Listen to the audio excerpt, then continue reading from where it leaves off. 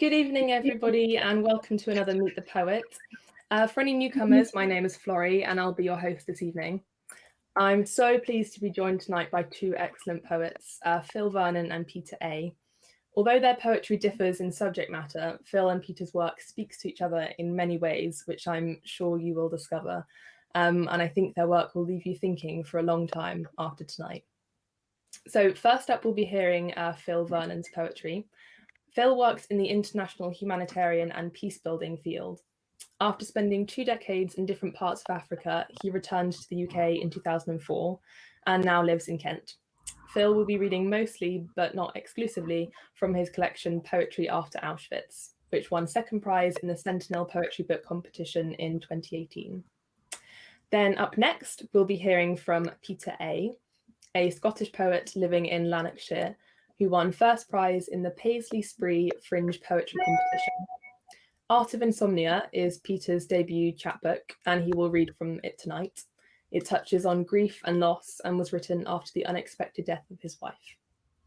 We have a really special selection of poetry for you all tonight, so let's begin by welcoming our poets to the screen. Hello both. Hi. Hello, Florrie. How are you both doing? Good, very good. Yeah, well, thanks.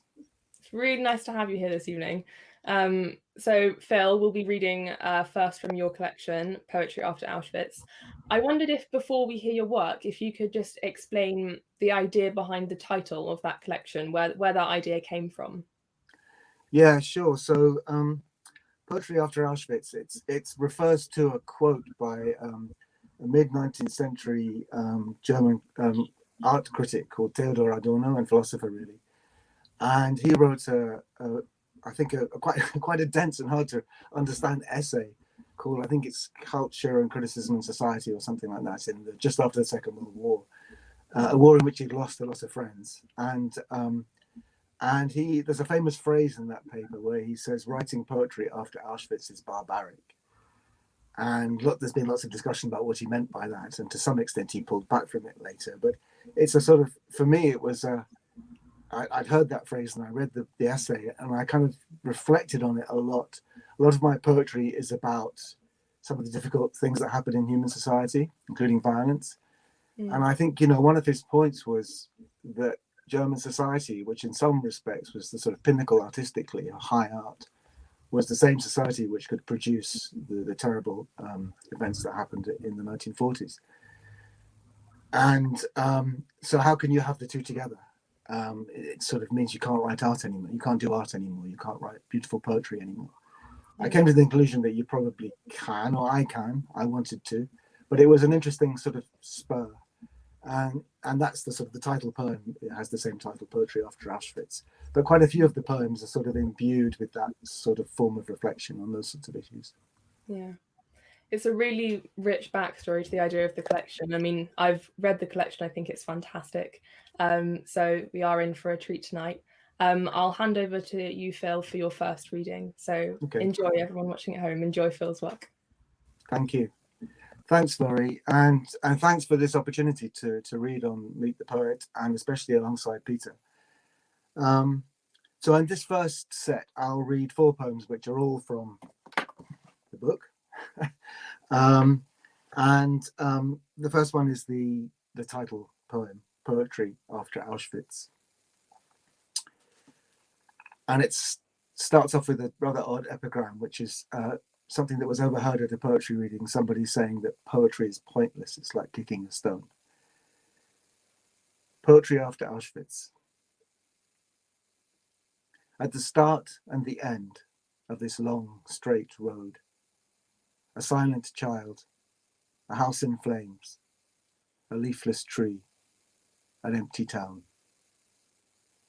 He kicks a stone to watch it leap and skitter on the flattened clay, then slow and stall and go to ground.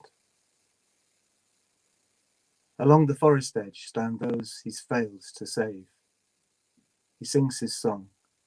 His unknown patrons hear no sound, and yet he feels their silence deep beneath his feet and sees beyond the tree, the child, the house, the town.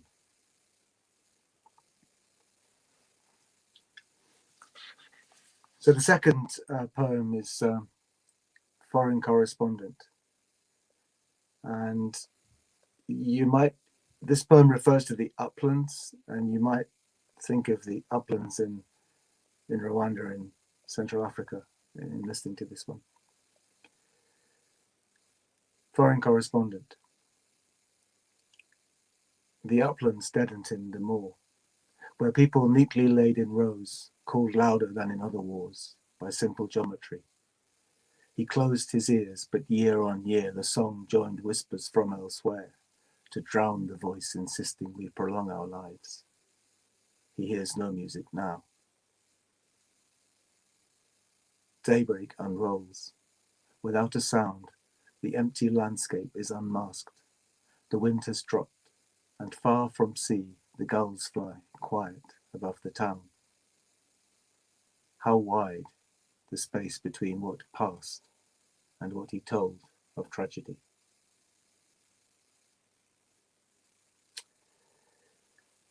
So the third poem I'll read, the word's still up? Oh yeah. Thanks. The third poem I'll read is called Debris. And this is a slightly complex story behind this one. So this is at one level, this is purports to be the reflection of Stalin's daughter, Svetlana, reflecting on her early life and her father's behavior and who he was after she defected to the USA in the 1960s. But it's also refers back to one of Theodor Adorno, who was the person I spoke about at the beginning. One of his friends was a guy called Walter Benjamin, who was a philosopher and a critic, also in Germany at that time. And Walter Benjamin wrote this very well-known essay just before the Second World War, I think, in which he talks about the angel of history. And it's an exploration of the discussion that was going on at that time in Marxism about whether the revolution should be, the Marxist revolutionaries should be focused on achieving the perfect society or sort of resolving the problems of the past. And this picture, which is on the screen, was a picture by Paul Klee called The New Angel, which was owned by Walter Benjamin. And he refers to it in that essay, and he talks about the angel of history. And the angel of history, which is facing forward, is the angel which is focused on creating the perfect society for the children and the grandchildren of the revolutionaries. Whereas the angel of history, which is facing backwards to the past, is focused much more on righting the wrongs of the past. And this was a big discussion that was going on, as I understand it, in the 1930s. So, and that's also the picture which is on the cover of my book. So lots of interwoven threads. Debris. After the comma of that night, you stood remote, continuing to feed the angel's appetite. In radiating circles, you made offerings of whom you might. In violent winds, you heaped us all, rain-soaked, debris upon debris, a votary with trains of corn. But no tribute would be enough to still your angel, nor the storm that filled and stretched his giant wings, gales fueled by timeless agony and unheard cries, propelling him towards what neither he nor time could see, no more than could the wind. Nor still the second angel who, unsated, hurtled forward, blind to where he travelled from or through, eyes only on the end. And for them both, this stoutest servant, you.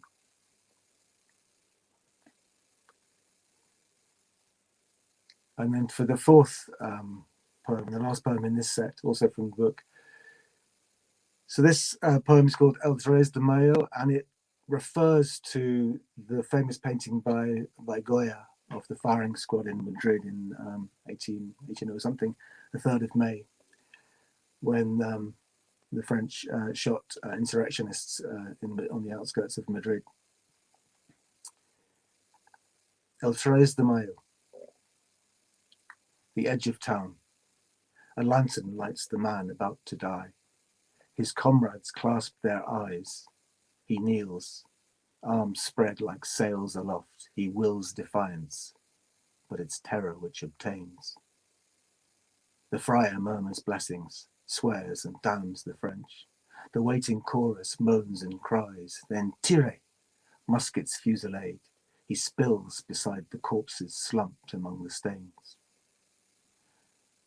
Low fearful wails behind the victim's hands, the panicked mumbling of the priest who shrives the doomed, the terse command, the gunshots, still they resonate among the faint remains of ancient susurrus of surf on sand, dead families and lovers, truths and lies, muezzin, birdsong, rain on roof tiles, peals of laughter, Angelus and lonesome trains.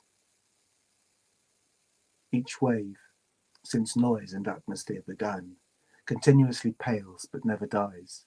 Each instant as it passes pairs and steals a half and then a half and half again, reducing history from the first big bang towards a point it will not realize. Attenuated, yet its core prevails, diminishing but nowhere vanishing. What's past is present, faded histogram of sound. No matter if we try to prise a meaning out of or ignore it, fills our ears with its abiding, quiet refrain. The edge of town. A lantern lights the man about to die. His comrades clasp their eyes. He kneels, arms spread like sails aloft. He wills defiance, but it's terror which obtains. Thanks.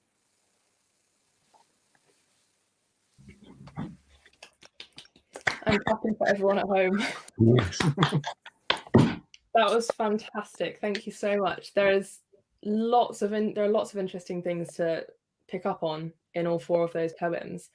I think a good starting point is El Tres de Mayo, which obviously you just read, and just hearing it again, you know, there's such an interesting, it's really, really interesting the way that you consider this rippling effect through history, and especially those lines, each wave since noise and atmosphere began continuously pales but never dies, which then rhyme incredibly with reducing history from the first big bang towards a point it will not realize. Now, I'm not here to pick apart your poem to the nth degree, but I wondered if you would be able to talk a bit about how you use poetic form in that way to emphasize these ideas in the poem, these rippling effects. Yeah, sure. Yeah, and I rather like that poem actually, because creating it took a long time, and form was a big part of the discussion. So that poem came out of a conversation I had with my daughter's an actor, and she was visiting us once, and she mentioned that a sound engineer on a play that she'd been in had told her that sound never quite ends. It sort of just gets smaller and smaller. Anyway, some version of that. True or false? It seemed like a fantastic idea. And I kind of squirreled it away in a notebook thinking, yeah, there's something I can do with that one day in a poem. And I'm really interested in sort of time passing and you know, our links between the past, present and the future, etc., like we all are, I guess. And it seemed to me that it created a wonderful metaphor for thinking about how we are influenced by the past, and those influences, even if we don't see them, smell them, hear them, they're still around us, kind of thing. And then I sort of probably 18 months later, I was looking for a way to write that poem, and I was looking for a sound, which would be a sound in history which I could use. And I love Goya. I think Goya is probably my favorite artist, actually. And I thought of that painting with the firing squad. I thought, yes, perfect. So I sort of built it around, I started off around the image in the painting, the firing squad and the bang, which we can still hear if we listen to it, or at least it's still affecting us. Kenneth Clark apparently said of that painting that it was the first modern revolutionary painting or something like that. So anyway, obviously he's more expert than I am. And so I started writing the poem, and then I came up with this idea of repeating the four rhymes, the four end sounds all the way through to sort of reflect the fact that it was the ripples of history that we're talking about. So yeah, that's a good example of how form almost interposed itself over the content of the poem. Actually, I hope it does get the balance right in the end. Yeah. But I really enjoyed it. And then to make it sort of an extra sort of tying the shoelace on that is there's a recording of my daughter reading that poem. So the person whose suggestion led to the poem is now, or you can see it, I think it's on your website actually, reading the poem much better than I do. I think, I mean, as you sort of pointed out there, you consider a lot of historical events. A lot of historical and political issues. And I think, just maybe touching on that painting by Paul Klee, is that how you say his name, Paul Klee? And so that's the image that accompanied your poem Debris and is the cover of your collection, Poetry After Auschwitz. And I wondered, how that relates to your collection as a whole. Do you think that your collection is backward looking? Is it intent on finding progress and a meaningful move forward? How does that interweave? That's a really good question. I think my poetry in general, so presumably the collection as well, spends a lot of time, or I spend a lot of time, sort of moving backwards and forwards in time. And there's one poem in the collection which was inspired by being a pallbearer at a funeral of a relative a few years ago. And when I was writing the poem quotes from a prayer by John Donne, and they also had a horse-drawn, whatever you call it, beer or whatever for the coffin. And so when I was writing the poem, I was sort of partly thinking I was writing several centuries ago. And I had to sort of pull myself back to the present to make sure the language wasn't too anachronistic. So yes, I definitely, I think I'm very interested in history, and I'm very interested in the fact that, so you mentioned I work in the humanitarian and peacebuilding field. So international development, which is the sort of sector, if you like, I work in, it in a way, what you're trying to, or this is what politicians are trying to do. They're trying to create a different history. So, so what we're all trying to do in our activism or in our daily lives is create a different history when people look back. So the future we create is going to be the history. And every action we make, big or small, is creating that future history. It's not an original thought, but I do find it really fascinating. So quite a few of my poems, in one way or another, address that sort of looping between the thing I do now, which leads to something different in the future than would have been the case had I not done that thing. And then, of course, right back to the beginning of time, there's a collection of gazillions of moments like that where people have done something rather than something else, and that creates the present that we're in now. Yeah, I have to say, Paul, I observed a connection between, a linking between Debris and El Tres de Mayo, in the sense that one of the questions I was going to ask you before you give the very clear explanation was who the two angels were, and you explained who the two angels were, the one looking forward and back, and that obviously links very much with El Tres de Mayo, which initially I thought, again, you've explained that you did it the reverse of the way I thought. I thought it originally started as maybe an ekphrastic work where you were looking at the Goya painting and then came out with this absolutely incredible echoing interpretation. But it would appear that you had that idea first of all and then applied it to the painting, which is I often find I'm sort of I've got an idea for a poem and I look for a vehicle that I can use to write the poem, like a metaphor or whatever. I got a poem which has never been published, I don't think, which came out of the experience of going to another funeral actually, where I met people I hadn't seen for 20 years, and I was trying to figure out how I could write about that. And then I remembered that Odysseus spent 20 years away from home. So I kind of wrote a poem using Odysseus as the way to talk about myself. Well, that sounds ridiculous, but to talk about that experience of sort of seeing that 20-year gap in a relationship with people.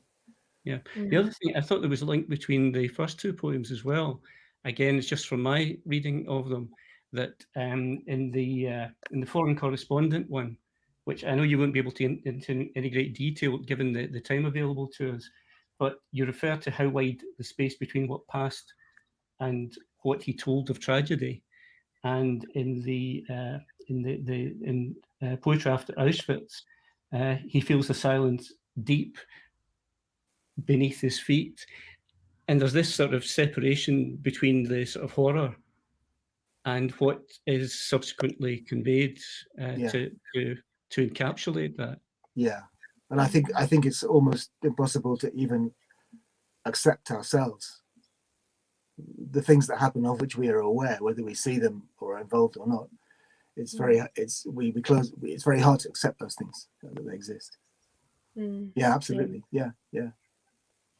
I think I think it's a really compelling idea, the one that you put forward in El Tres de Mayo, and in a way it sort of makes you think how if everything that you do has an effect on the future as part of history, how can you ever bring yourself to do anything without scrutinizing every single movement that you make? It's a really big concept, I think.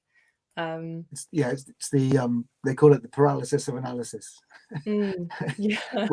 one has to move forwards. Yeah. The one last question I had before we move on to your second reading was is reflecting on foreign correspondent, and I wondered how much of the outlook in your poetry and the ideas that you consider have been influenced by the time that you spent in war zones. Well, yes, a lot. I mean, I haven't spent a lot of time in war zones. If that creates a picture of me that isn't a true picture. But I've spent a lot of time sort of working either in conflicted places or on them, as it were. And myself and my family were in Rwanda in 1994, so that's very much what the sort of genesis of that poem is, actually. Yes, I think it's it definitely, it's one of the lenses I see the world through, for sure. Yeah. Okay, I think it's time to hear your second reading. So if you're ready, Phil, I will hand back over to you. Great, thanks. So in this second set, I'll also read, I think, 4 poems, and these are less connected to the sort of big, hairy subjects of history, etc. These are more personal, perhaps a little bit more intimate poems. And the first one is a sonnet called Mysterious Garden. And it's, yes, Mysterious Garden. That loosestrife overwhelms the rose in June, which branches bow when wet, a secret silence when it snows, how birds change key before sunset, that leaves now green were apple red, where wrens build nest behind the fern, which clematis wear velvet threads and which wear silk. All this we've learnt. And yet, it's only as we turn the soil and sow and thin and hoe and tie the taller stems to stays and coax the unforeseen and prune to let light in, we start to know what this year's garden wants to say.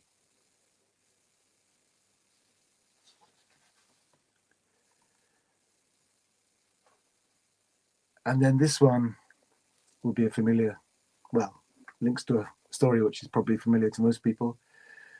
Of course, it refers to to Jesus Iscariot being, as some people see it, delegated by Jesus to do what was necessary to fob him, to inform on him. And it's the sop, which is, I guess, Jacobean English for a hunk of bread, I think. The sop. And when he had dipped the sop, he gave it to Judas Iscariot, the son of Simon. Then said Jesus unto him, that thou doest, do quickly. You liked to walk alone in the warm, dark wind, and slow your heart to beat in measured time. Come too, you said that night. We'll take the wine. I'd like your views on how the movement's grown, and what the coming days will bring. We passed the dogs, and left the homes and murmured dialogues behind, and paced the quiet lanes where branches interlaced but failed to shield us from the frailty and ache and weight of night's vast dome. It's only you I trust to help me free them from the steady drip of alkali which calcifies compassion in a lie, you say. Because alone among them all, your love of truth exceeds your love for me. I felt the breeze abruptly fall, and then your fingertips upon my hand, as, with taut tenderness, you shared your plan to leave us violently, what I would do. Above us in the trees, an owl called. The day we met, my soul was damned. The thing you tasked me with, I carried through. At once I fell, leaves fell, night fell. I'm lost with no horizons nor relief, because my love of truth exceeds my love for you.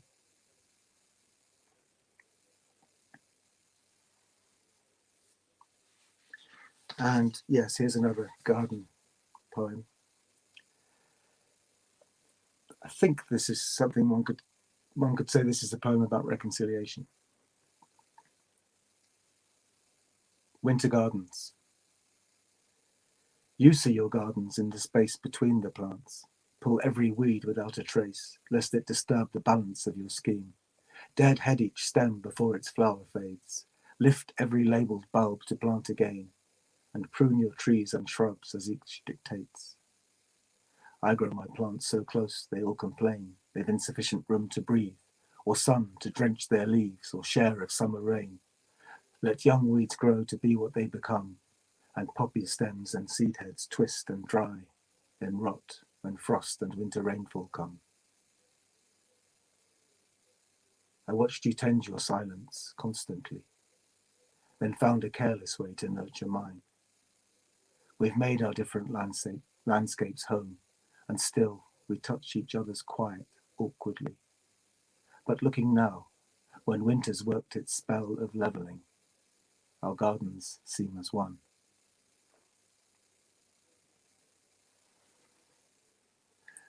And then for this last poem I'll read, this is not from the book, this is a poem I wrote last year. At the beginning of last year, I had set myself the task of reading at least 2 novels in French to improve my French, and hadn't actually picked one to read. And then the pandemic came along, and I think in sort of March, April, I started reading or rereading La Peste, which I'd read, I think, as a teenager, by Camus. And I found this, I found it very relevant, well, not surprisingly, to the situation. And it's sort of, this poem sort of emerged from it. I wasn't trying to write a pandemic poem, but this poem just sort of emerged from the reading of the book. And I think what really fascinated me about writing this poem, or the process of creating this poem, was that in Camus' book, the plague, which visits the city in Algeria, in which the novel takes place, is an allegory for the German occupation of France in the 1940s. And then I was reading his novel as an allegory for the situation in the COVID-19 pandemic in the 2020s. So it was kind of like a double allegory. So, and I should say that I was reading it with a dictionary to hand, which is reflected in the first line. Rereading La Peste in the time of COVID-19. Flail. I had to look it up. Its scourge. Gunshots and shouts heard faintly in the night, and then the sound of nothing from the hour we woke till darkness muffled even silence. It means the silhouette of cranes, unmoved day after day against the sea and sky, the broken cliffs that penned us in, the tides that ebbed and swelled, but carried only time. And coffins queuing to be tipped in layers and heaped with lime, in ground so hard it hurt, and seabirds flying from and to where only they could know, and never looking down. We were apart from other towns, from friends and lovers gone before the gates were closed, or lost in layered graves, and families of whom we feared to hear the news. We were divorced from whom we'd been, and from the times ahead we dared to see in times before when we'd known how to grieve. At first, when the sickness began to slow, as birds returned to watch us from the trees, we couldn't remember how to celebrate. When we'd begun to learn the art of joy again, and rediscovered how to walk in crowds and ring the bells, a close friend died, a soldier fallen, as news of the armistice arrived. Thanks. Thank you, Phil. Another stunning selection of poems. Yeah. Really, really fantastic. This is just a quick question, but just thinking about La Peste and how you obviously wrote that during lockdown. Did you manage to get a lot of writing done during lockdown? I know not everyone has been so productive, and has the pandemic, has it helped with your writing? In terms of style or frequency or quality, or has it sort of not been as good for you? I think at that time I was a bit blocked, I suppose, initially during that sort of first period of lockdown in, was it March, April last year? Yeah. But I often don't get poems out, so that wasn't, too unusual. I think I've probably written roughly the same number of poems as normal during the period since then. Mm. What I do see is that quite a few of them, although apart from that one I've just read, I don't think any of the others are kind of about the pandemic directly. Mm. You find things in them, like there's one poem I wrote which has an image of people talking through glass. I've had two poems that funnily enough, have that image, completely different poems. And I imagine that's something related to the whole pandemic thing. If you remember, during the first lockdown, people were sort of going to see their grandparents and talking through the window and all that kind of. It was one of the tropes of the first lockdown, that there were lots of television images of people talking to their grandparents through windows. Mm. So I think things like that. But generally speaking, I think roughly the same number of poems as usual, which is not that many. Interesting to know, though. When you were talking about this set with me, you said that this was, in general, a more directly personal selection of poems, and I found it interesting that in this sort of this personal selection, that there is this repeated interest in gardens and nature. And I know when we were speaking about this before joining, Peter, you were saying, well, it's almost like it's not actually anything to do with gardens, yes, and it's incidental. But what is it about them that has, why has it cropped up twice in this reading? Well, landscape crops up a lot in my poems, just partly because I'm interested in it and I like it. And so gardens are small landscapes. I think it's that thing, and I spend quite a bit. I garden, so it's in there. I think I don't think any of my poems are not metaphorical. That's probably true of every piece of literature ever. And I think that I do load my metaphors. Well, I don't know if I load them, but they're all carrying something.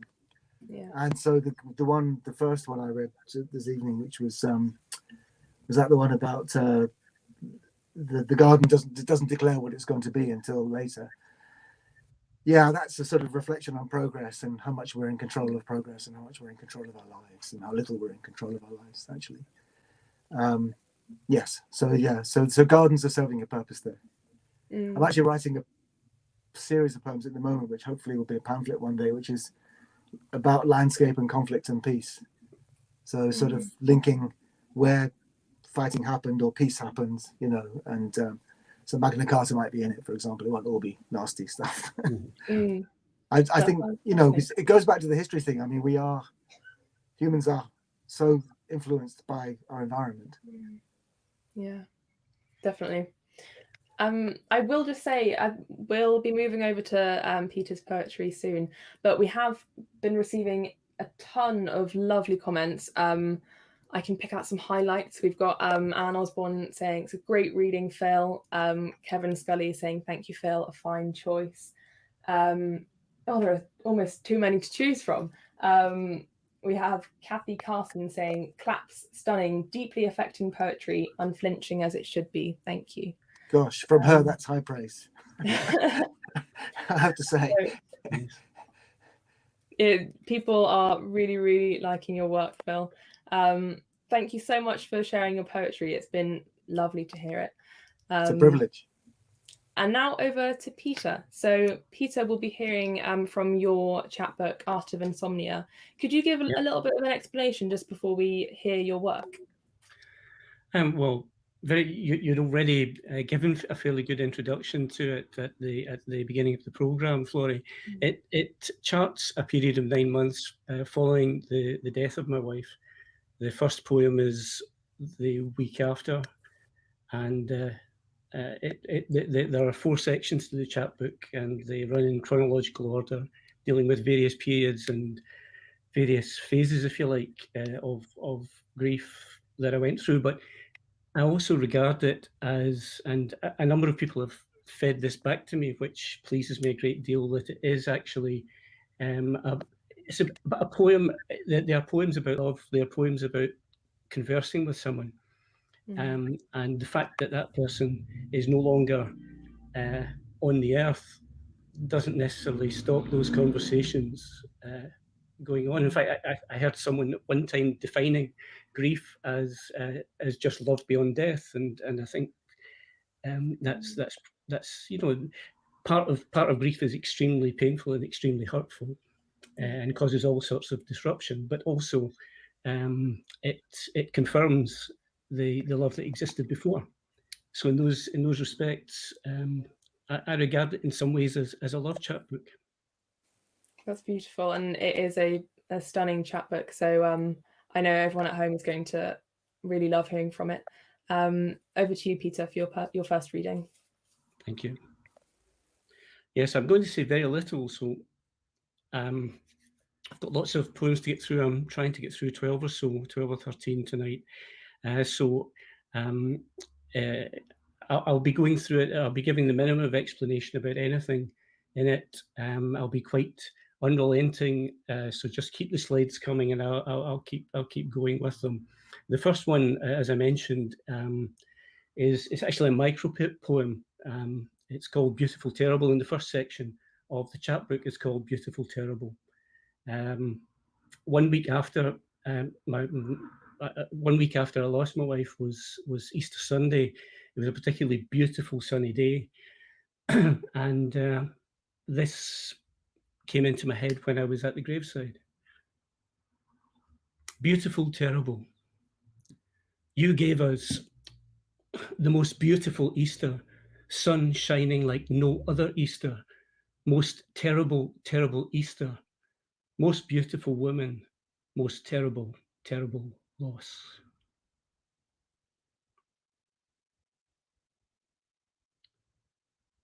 Your face in oils. Your face in oils I fail to render. Each new day lives in memory. Your grace in tears washed bright by terror. Your caring eyes forever see. Until our souls return together, your beauty will still visit me. The third one in this section, the final one in this section, is a description of my wife, who is called Helen, in the form that you might find in a seed catalogue describing a flower that you would wish to buy seeds for. And it's called Helenium, one and only, and the Latin name for that is Helenium sui generis. Environmentally friendly, but with low disease immunity, of the Helianthus hybrid, a threatened rare variety. Compared to the usual sunflower, surprisingly small, so unassuming you would not associate the two at all. Blossoms with maturity from being a wallflower to leaving lasting impressions upon all who see her.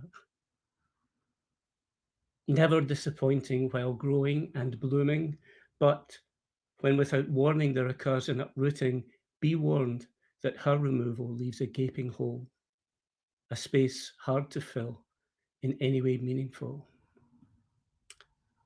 The second section of the book is called French Retreat. This relates to a period 3 months after my loss, when there was just a need for me to escape, and the opportunity arose for me to go to the south of France on a tutored painting course. This is called nearly not going out syndrome. Call it a syndrome if you wish. If you're anything like me, it'll happen when you agree that you'll attend a soiree or even a daytime affair, but when the time comes, you're not quite sure if you really want to be there. Sometimes you give yourself a wee shove and get ready, maybe arrive just on time.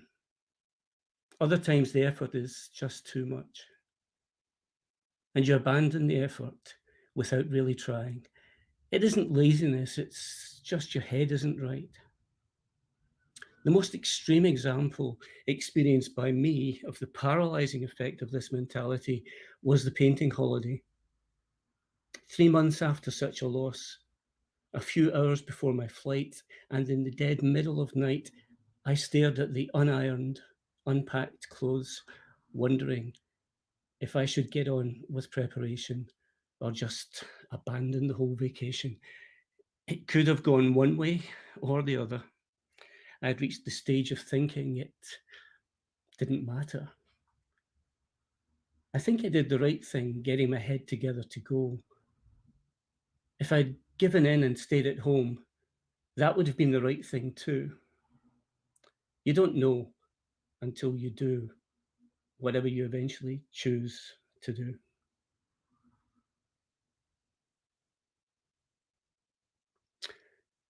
My wife was in hospital with her final illness, but before we got the final diagnosis, she expressed a wish to visit France and go to Lourdes while we're there. This is called pilgrimage. Just 3 months after, and too soon to travel, some must have thought. From those who love me, surely too distant, south of France. But I have to escape the persistence of kindness, mixed with strangers instead, to meet a challenge that could not be taken lightly, less time to spend going over it. And it is tough at using oils for the first time, a steep learning curve, in my case, a mess. Least talented there, attempting portrait in landscape, hung out to dry in the sun. Just what my soul needs, sharing air creatively, dining in their revelry nightly under stars, a chance to be me with those who do not know me, do not know the silence I take back to my room. Only one day off from hard work and company, the day I carry your light in my heart to Lourdes.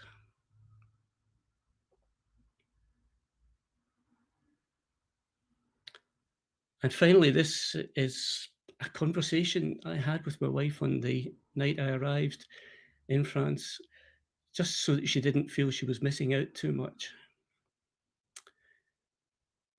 Found in France. Though you would have to concede its picture-perfect rural beauty, here for the record are the things you wouldn't like about the place. The middle of the countryside, such a distance from anywhere. The crowded transport transferring from the airport. The open windows to keep the place cool, inviting houseflies.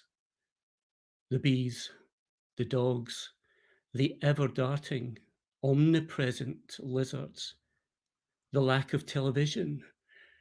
The steps, useful for others, which would be impossible for you. Around those steps, the lavender, which at home would aid your sleeping, but here for you a nightmare, attracting wasps and bees. The spider's improbably small body, impossibly spindly long legs, waiting in the shower room patiently. Also the tiny white spider. I bet you never saw an entirely white spider. The mosquitoes, the hornets, the blood-sucking horseflies, almost certainly lining up to feast upon you in particular. The bats awaiting the chance to be entangled in your lush long hair. The swimming pool that would be out of bounds for you. The conversation in which you would not wish to speak. The revelation before bedtime concerning the cleaner's cat, its trophy mice, and the minor flea infestation. Successfully eradicated, we think, but let us know if you get bitten. As for me, the only aspect of the French place I do not appreciate is you not being here.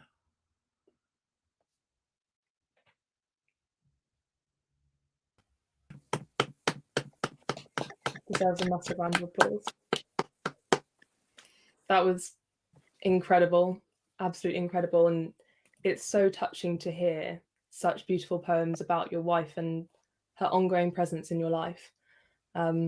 We've had some lovely comments and from the viewers at home. Linda Southall says, the language is simple and yet conveys so much. I think they are all beautiful. And Kathy Carson says, it's the way these words sit in me long after the hearing or reading, a physical stubborn weight and a gratitude for love and life. Amazing, absolutely amazing. Thanks, Kathy. She has already bought the book, so Lovely to take a review. But like Phil, it's a great compliment to be praised by Kathy. Can I ask, Peter?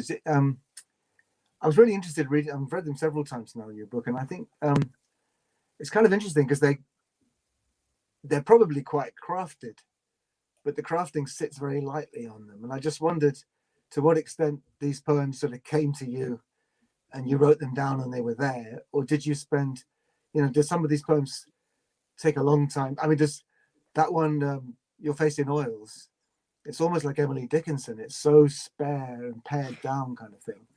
I mean, equally good, if not better than hers. But was that, for example, did that take you a long time to finish? Well, strangely enough, that one did take quite a long time to finish. It's strange you should focus on that one, but it went through various transitions. It started off extremely simple and even shorter than it was. And I love the Emily Dickinson comparison. She has become one of my favourite poets in very recent times, in the last year or so. But this came before any infatuation I had with Emily Dickinson. But the essence of a lot of the poems appeared very, very, very quickly, and some of them, like the Found in France one, that at the end, I mean, that more or less formed itself, and it's quite a long one. But again, it's just because it's this conversation, and there was just so many elements that just came together very, very quickly. Your Face in Oils one started off exceptionally short, and I wanted it to be really very mysterious and very personal, and just be something almost that could only mean something to me and not to anyone else. And after I made my initial submission and these poems were accepted, I was actually very, very reticent to let anyone see them because they just were so close to me. But finally I did. I let a trusted poet, whose name I better not mention, but a trusted poet from somewhere in the British Isles, whom I trusted dearly, to look at these, and she did, and she came back and she wanted more with that one. She said, we need to learn more about Helen. And I tried to make it a fair bit longer, and it lost all of its essence. So I then pared it back from that, and it's ended up being in the form that it is just now. But it's interesting because I was actually going to say, it does show the contrast between the two of us, because I was going to ask, in relation to yours, if you felt very disciplined by form, because you do, but having said that, some of your poems, unless you actually look for the form in them, they do run very freely and very conversationally. So I've sort of seen the reverse position in looking at yours. But yes, some of them, I mean, a lot of them are very little changed from their original first draft. But some of them, and strangely enough, it tends to be shorter ones, have been pared back quite a bit.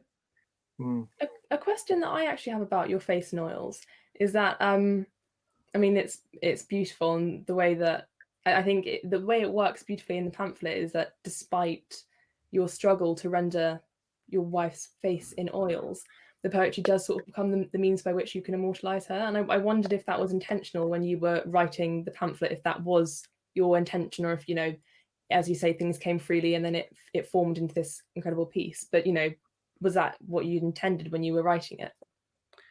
In its original form, it didn't have that intent.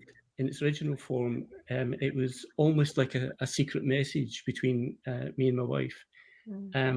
But it has now ended up being one in which I took a great deal of care over the form. And yes, but it does, as it happens, yes. And of course, that's very often the intention with poems, is that they actually do what you say you can't do. You know, it's another poet I know does this poem about his wife, about describing his love for his wife as ineffable. In fact, he's been on this thing before, Darren Beanie. Yeah. I think Darren's watching it with me. So yes, hi, Darren. but he's got a poem which effectively disproves that, because he finds a means of describing. So it's sort of, in a sense, it is, yeah, the same sort of thing. Yeah. And then something else that I wanted to ask before we move on to your second reading is, I mean, so was this trip to France almost a turning point? Because the poems that are titled Pilgrimage and Found in France, they imply this large purpose that is being served in this journey. And was that a turning point in your experience of grief and loss? It was another phase in it. I think you can pretend to yourself that escaping for a while will sort things out. But you go away for a week and you come back, and the next section is called Return to What Remains, and then you're having to deal with it all over again. It's almost, for a week, it did help me. It gave me a certain headspace, and in that sense, it was fairly therapeutic. But when you come back, in fact, even while you're away, it's still there. As soon as you go back to your room, you know, while you're in company, it's fine. But as soon as you go back to your room, you're back, in a sense, to exactly where you started off.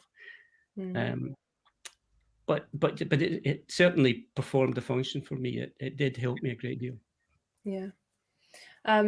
Right. Well, I think it's time to hear your second reading, which moves towards the third and fourth sections of your pamphlet. So everyone at home, enjoy Peter's work. Thank you.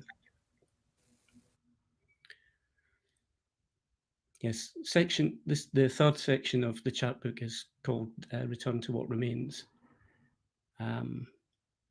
This is the first poem from it. I think I'll give very little explanation as we go on. Better fail. Some people think you're better than you actually are. And if you try to tell them otherwise, they just won't accept it. They will brook no protest, no confessional, and your soul shrinks from absence of forgiveness. So you tell yourself you're going to be better than you actually are, just to rebalance the scale. Some people think you're braver than you actually are, and if you try to tell them otherwise, they just won't accept it. They will brook no protest, no sign of weakness, and your heart is strained from absence of empathy.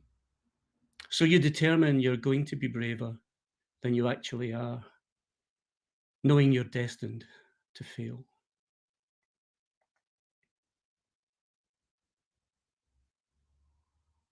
Acting, though. Though dramatic tears may have been expected, the waiting audience was left disappointed. Though in moments still, quiet teardrops spill, not the cataracts which mark out other acts. Though in private scream and often ask just why, I struck my time on stage barely moist of eye. Thus do I act strong when I lack all kinds of strength. Thus do I make sense when nothing at all makes sense. Yes, I know. Acting, though.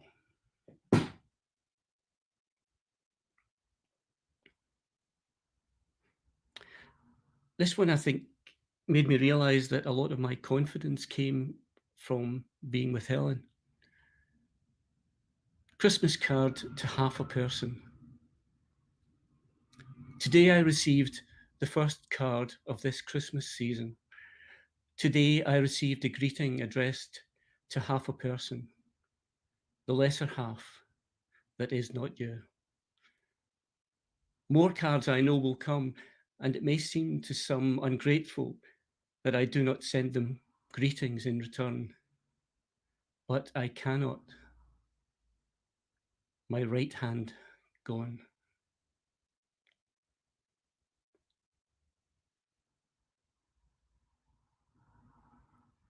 After the ending, as I started to avoid some of those who knew the situation and loneliness became an attractive destination, I found myself befriending not the sort of friends that we together would have made, but the sort of friends who come with the new role that I played, a role which held little interest for the friends we already knew. I do not chase friends in an active way, but wait for them to come to me. I care not if I don't agree with every aspect of their lives, if in them a good person I see, if they have a spirit that's calling to me, if they have talent and ability, that's all to be encouraged. A world of art and love and spirituality is my antidote for the world's poison. I need this energy to elevate me during the public hours before I go home alone and quiet to be. Discovering others brave as you were brave, appreciating courage more because I witnessed yours. Those I meet don't know the reason for my wide-eyed admiration. I leave it parked well out of sight to remain a secret to all except the very closest, or sometimes those I know I won't meet again. A gift offered quietly just before parting. Now, you've heard the art part of it. We now move on to section 4 of the chapbook, which is titled Insomnia. These are a few short ones from that. A little night music. Of course, there are the sounds of nature. The other night was torrential rain. Every morning, the dawn chorus. The sounds that were always there for us, even if we did not notice, when TV and radio and chatter filled the brain. But in the silence of your passing, there comes previously unheard noise, the minor and normally ignored sounds, the creaks of movement in our house, the whirring of the shower room fan, all convert to music and voice to fill the void.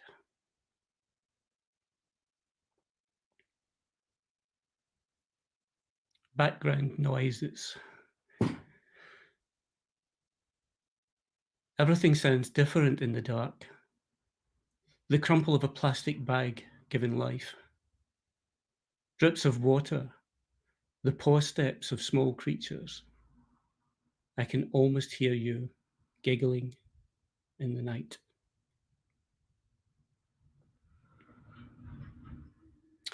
And finally, a plan for increased efficiency with the subtitle Theoretical, awaiting further scientific investigation before experimentation on living creatures, a description which no longer applies to me.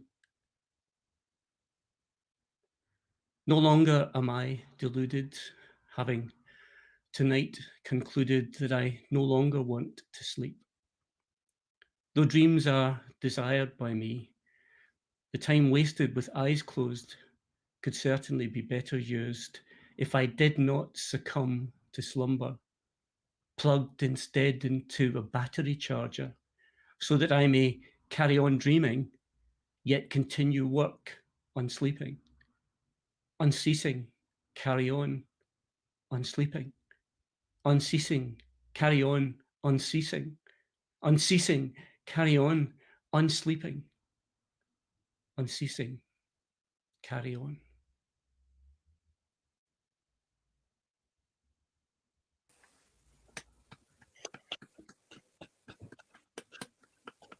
Peter, that was Thank you. Excellent. And such a moving poem to end the reading on. That was a perfect choice. We've had so many wonderful comments. Diana Devlin has said, Peter, what can I say? The only thing better than reading your poems is hearing you read them. Thank you. And Mary Uram says, beautiful, honest, lovely, heartbreaking words. It's been an absolute joy to hear you read from your pamphlet, Peter. And I'm lost for words, really. It was truly, truly beautiful, and everyone at home completely agrees. So thank you. Thank you very much. Thanks for the opportunity, and it's been an absolute honour to read alongside Phil. I really, really admire his work, and I keep finding more and more things in it. Yeah. I think the honour's mine. I'm so pleased to have been able to have you both on here this evening and share your work.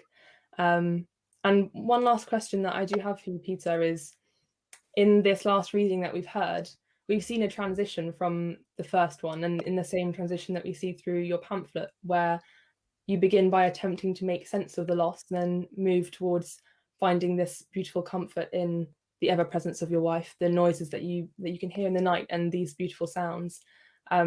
And would you say that there's that glimmer of optimism at the love of, as you said, this is a pamphlet about love, and that love never dies. I wondered if you would say there's that glimmer of optimism in there. Yeah, I think that's what we all learn, that people die when we're children, and we lose people. It just seems such a permanent thing, that you'll just never ever recover from. And while you don't recover from the death of someone that you've known for as long as I knew Helen, I had well over 40 years of knowing Helen. We met at school. You don't get over it. You don't recover from it. But you find another way of going on, and certainly feeling the presence as well as knowing the absence somehow balances that out. And I think that's certainly a place I've got to. And being able, as it turns out, with the assistance of Hedgehog Poetry Press, being able to get this tribute into a published form, which various people have said at other events, have said, people who knew Helen very well have said that they could feel her in the room. That's beautiful. We've seen such a beautiful array of poetry from both of you, and it's been such a joy to hear your work. I feel so privileged to have sat here and listened and been able to give you this platform to share it. So a huge thank you to both Phil and Peter for joining us tonight for Meet the Poet. For everyone watching at home, if you'd like to be notified about any future events like this one, you can sign up to our mailing list on the link below, and we'll notify you about all future events like this. And it's been lovely to see all of your really, really nice comments flooding in, and seeing how much all of you at home have enjoyed Peter and Phil's work. Thank you again, Phil, Vernon, and Peter A. Thank you. Thank you.